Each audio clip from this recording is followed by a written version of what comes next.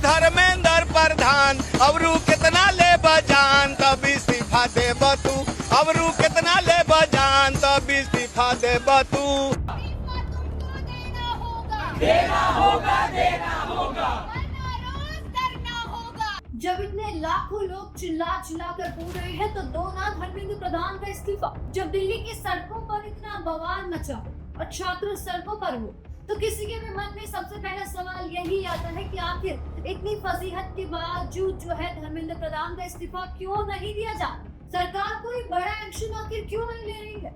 तो बाहर से देखने पर यही सरकार की इज्जत लगती है ना, लेकिन अगर आप मोदी सरकार के काम करने का तरीका और उनकी राजनीति को गहराई से समझे तो इसके पीछे एक बेहद ही सोची समझी रणनीति काम कर रही है।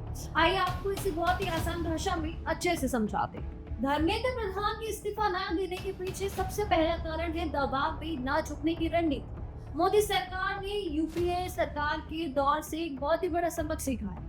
आंदोलन या विपक्ष के दबाव में आकर इस्तीफा देना मतलब अपनी गलती खुद स्वीकार कर लेना। सरकार ये नैरेटिव बिल्कुल नहीं बनाने देना चाहती कि ये बैकफुट पर आ गई। धर्मेंद्र प्रधान का इस्तीफा लेने का सीधा मतलब होता है कि विपक्ष की जीत पर मुहर लगा।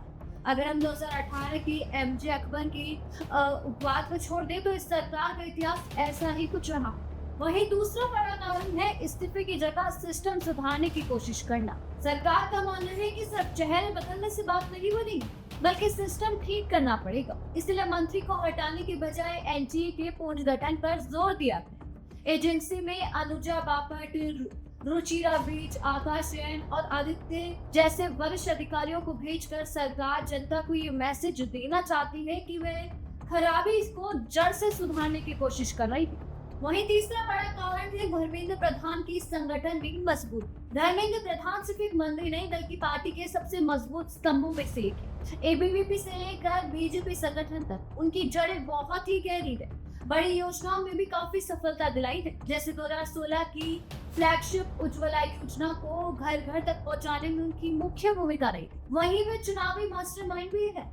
उत्तराखंड, यूपी, बिहार और 2024 के ओडिशा चुनाव में भाजपा का परचम लहराने में उनका काफी बड़ा हाथ रहा है और उनकी छवि जो है बेहद ही साफ सुथरी और लो प्रोफाइल नेता की जैसी ही रही, जिस वजह से बीजेपी आलाकमान का उन पर अटूट भरोसा है। वहीं चौथा कारण है आंदोलन की रणनीति और दिशा भटक। सरकार किसी भी आंदोलन को हमेशा इस तराजू में तोलती है कि उससे जनता में कितनी वास्तविक गुस्सा है और उनकी राजनीति पर कितना असर पड़ सकता है। लेकिन इस मामले में सरकार ने परीक्षा पूरी करवाई और रिजल्ट भी जारी कर दिया। वहीं दूसरी ओर इस आंदोलन में दूरदर्शी नेतृत्व की कमी है।